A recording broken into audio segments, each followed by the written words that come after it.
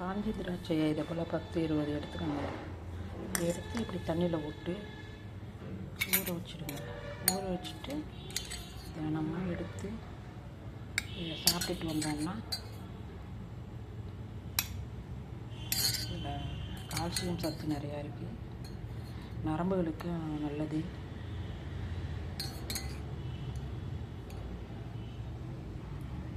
புற்றுநோய் வருவதையும்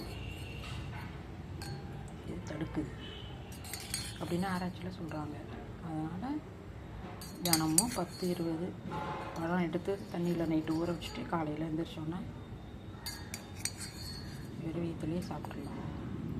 சாப்பிட்டுட்டு இந்த தண்ணியை கீழே ஊற்றிடாதுங்க. பழம் ஊறின தண்ணியை அதையும் குடிச்சிடுங்க.